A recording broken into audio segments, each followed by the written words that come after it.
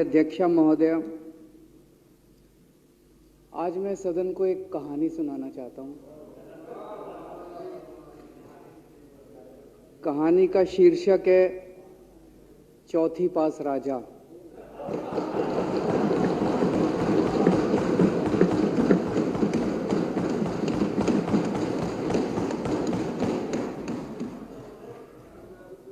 आपने बचपन में राजा रानी की बहुत कहानियां सुनी होंगी।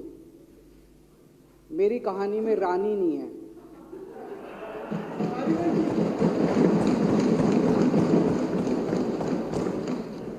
बस राजा है। ये एक ऐसे राजा की कहानी है अध्यक्ष महोदया, जो अनपढ़ था, चौथी पास था,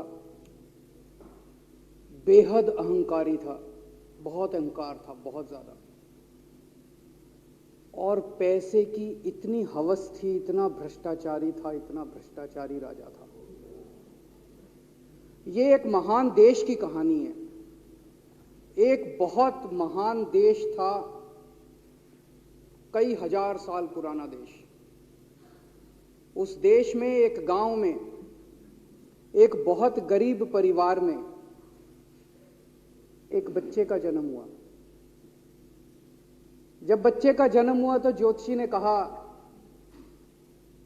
गांव में ज्योतिषी होते हैं, आते हैं, वो पत्री बनाते हैं। ज्योतिषी ने कहा, माई तेरा लड़का बड़ा होके बहुत बड़ा सम्राट बनेगा। माई को यकीन नहीं हुआ, मेरा इतने गरीब हूं मैं, कहां से मेरा बेटा सम्राट बनेगा। तो उसने कहा, नहीं, तेरे बेटे के ग्रह बताते हैं तेरा बेटा बहुत बड़ा सम्राट बनेगा। बेटा धीरे धीरे बड़ा होने लगा। स्कूल, गांव का ही स्कूल था, स्कूल जाता था, उसका पढ़ने वढ़ने में मन नहीं लगता था। तो चौथी के बाद उसने किसी तरह से चौथी करी, चौथी के बाद उसने स्कूल छोड़ दिया। गांव के पास एक रेलवे स्टेशन था।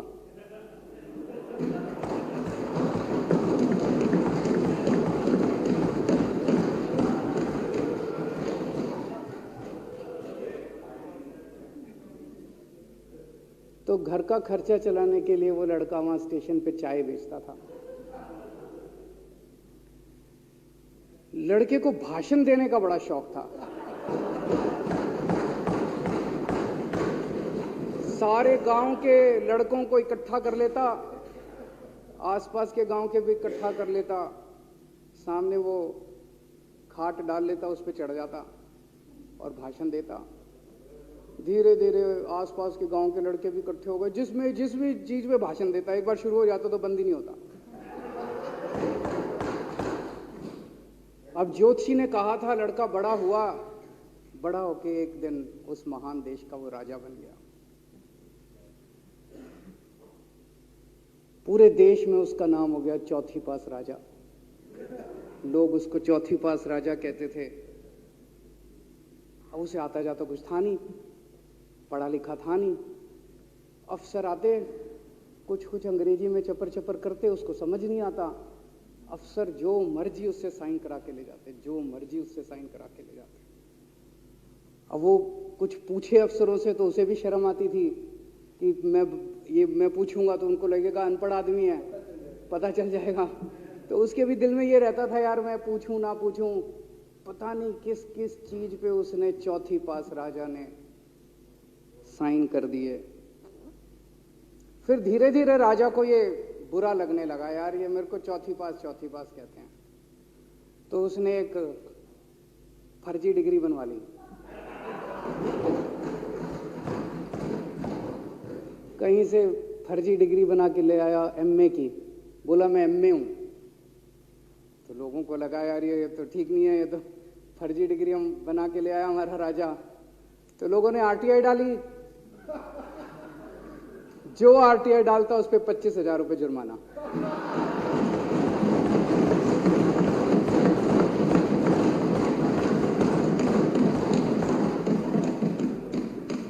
आपके नेता की बात नहीं कर रहा। आप लोग भी हंस सकते हो।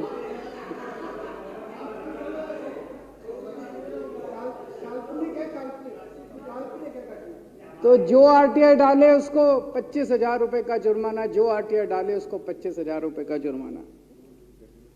एक दिन कुछ लोग गए चौथी पास राजा के पास, बोले जी एक बड़ा धांसू आइडिया लेके आए हैं। बोले बताओ। बोले जी नोटबंदी कर दो, भ्रष्टाचार खत्म हो जाएगा देश से। तो उसने कुछ पूछा, उसे कुछ समझ नहीं आया राजा को क्या कह रहे हैं क्या नहीं, पर उसे लगा यार कुछ धांसू आइडिया होगा। उसने एक दिन रात को 8 बजे टीवी चैनलों पे जाके नोटबंदी कर दी। बोला सारे नोट बंद। पूरे देश में हाहाकार मच गया, तड़प गए लोग, धंधे बंद हो गए, दुकानें बंद हो गई, लोग बेरोजगार हो गए, बुरा हाल हो गया पूरे देश। लंबी लंबी लाइनें लग गई पूरे देश के अंदर।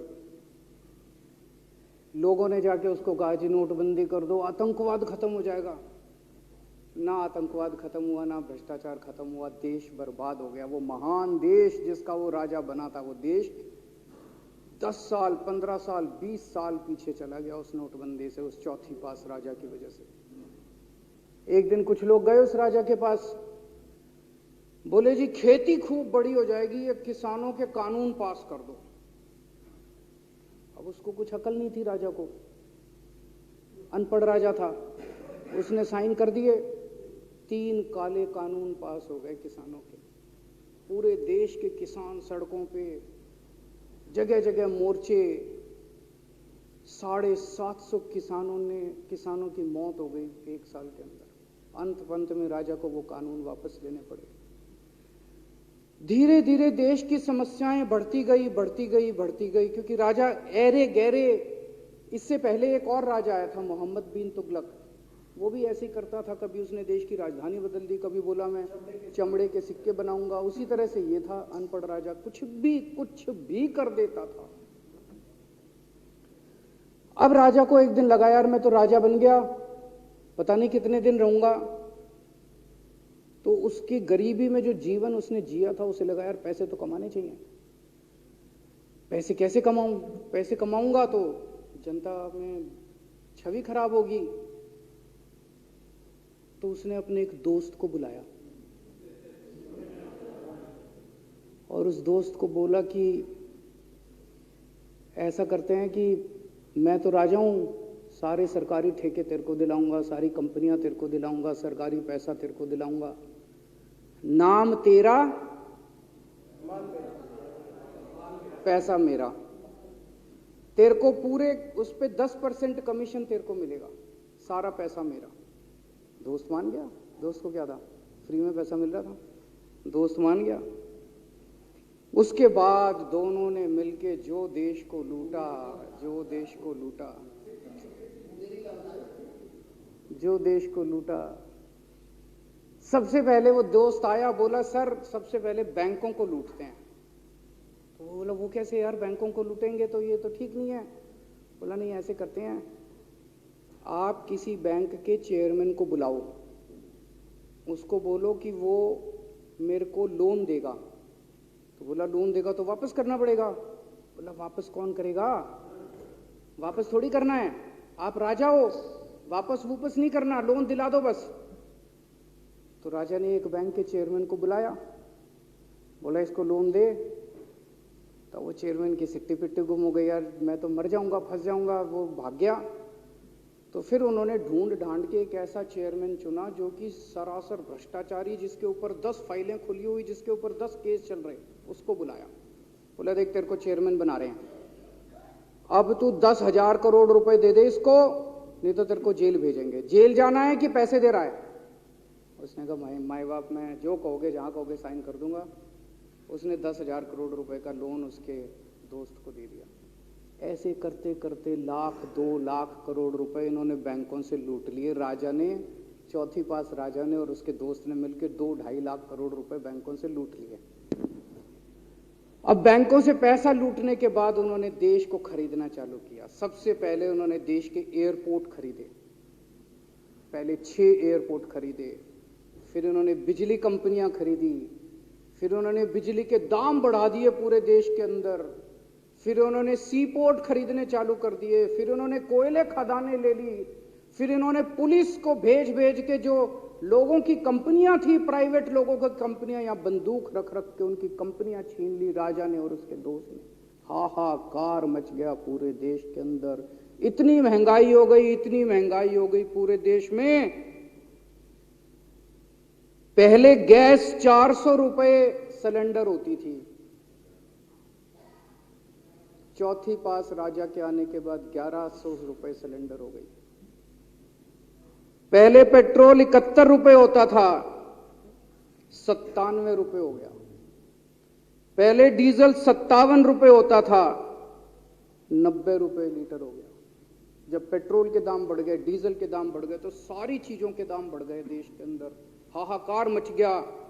सब चीजों पे इसने और इसके दोस्त ने कब्जा। दूध पहले 46 रुपए होता था, 66 रुपए लीटर हो गया। बच्चों को माएं दूध पिलाने लायक नहीं बची, घरों के अंदर छोटे छोटे बच्चों के दूध छीन लिए इसने राजा ने।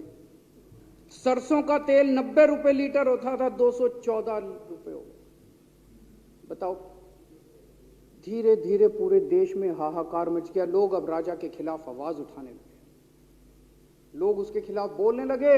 तो राजा ने कह दिया, जो मेरे खिलाफ बोलेगा पकड़ के जेल में डालो। एक के बाद एक राजा ने लोगों को पकड़ पकड़ के जेल में डालना शुरू कर दिया। किसी ने राजा का कार्टून बना लिया, उसको भी जेल में डाल दिया। किसी ने राजा का नाम गलत ले दिया, उसको भी जेल में डाल दिया। किसी टीवी चैनल वाले ने राजा के खिलाफ लिख दिया, उसको भी पकड़ के जेल में डाल दिया। किसी जज ने राजा के खिलाफ कोई ऑर्डर कर दिया, उसको भी पकड़ के जेल में डाल दिया। ना जजों को छोड़ा, ना पत्रकारों को छोड़ा, ना मीडिया को छोड़ा, ना व्यापारियों को छोड़ा, ना उद्योगपतियों को, किसी को नहीं छोड़ा। राजा ने पकड़ पकड़ के उसने चौथी पास राजा ने सबको जेल में डालना चालू कर दिया। एक महान देश कहां से कहां पहुंच गया। उसी देश के अंदर एक छोटा सा राज्य था, उस राज्य का एक मुख्यमंत्री था।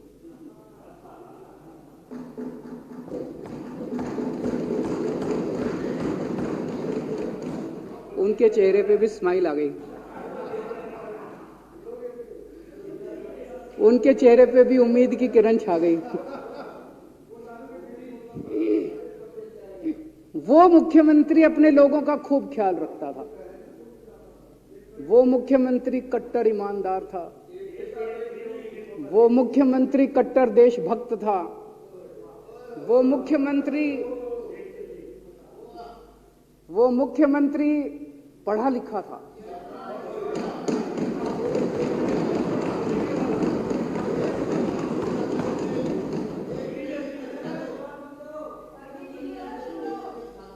उस मुख्यमंत्री ने अपने लोगों को महंगाई से छुटकारा दिलाने के लिए बिजली मुफ्त कर दी।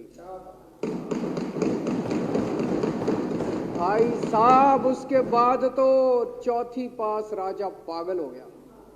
उसने बुला के जो हड़काया उस मुख्यमंत्री को कि तेरी हिम्मत कैसे हुई। उसे लगा राजा ने तो सारी बिजली कंपनियों पे कब्जा कर रखा था। उसे लगा अगर ये बिजली मुफ्त करने लग गया तो बाकी देश में तो मेरा बेड़ा गर्क, मेरी बिजली कंपनियां लुट जाएंगी, ऐसे कैसे चलेगा। उसने उसको कहा, खबरदार, तूने बिजली मुफ्त की। मुख्यमंत्री नहीं माना।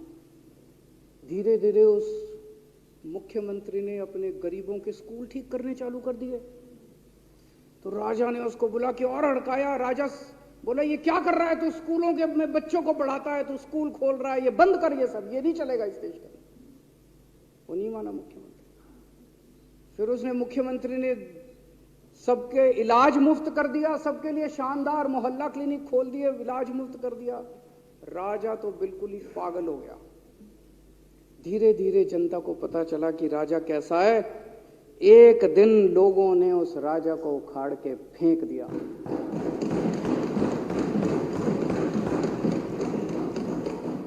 और लोगों ने एक किसी ईमानदार और देशभक्त आदमी को वहां बिठा दिया और उनकी सरकार आ गई। और उसके बाद देश से महंगाई खत्म हुई और देश रात दूनी चौगुनी तरक्की करने लगा। तो जैसे हम बचपन में सुना करते थे, moral of the story, Hindi में क्या कहते, मॉरल ऑफ द स्टोरी का मतलब भाई इस कहानी में क्या प्रेरणा मिलती है। इस कहानी से ये प्रेरणा मिलती है कि अगर आपके देश में महंगाई है, आपके देश में समस्याएं हैं, आपके देश में सब कुछ गड़बड़ चल रहा है, तो सबसे पहले जांच परख के देखो आपका राजा अनपढ़ तो नहीं है। अगर आपके देश में सब गड़बड़ चल रहा है, बेरोजगारी है, बहुत सारी समस्याएं हैं, जरा देखो राजा, आपके राजा को कोई दोस्त तो नहीं है। अगर है तो सबसे पहले अपने राजा को उखाड़ के फेंको, नहीं तो आपकी समस्याओं का कोई समाधान नहीं होगा। आपकी समस्याओं का कोई समाधान नहीं होगा। वो पढ़ा करते थे, अंधेर नगरी चौपट राजा, सवा शेर बाजी सवा शेर खाजा। बहुत बहुत शुक्रिया।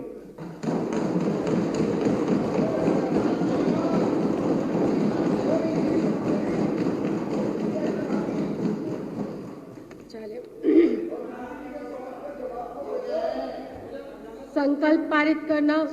अब श्री दिलीप पांडे माननीय मुख्य सचेतक द्वारा आपका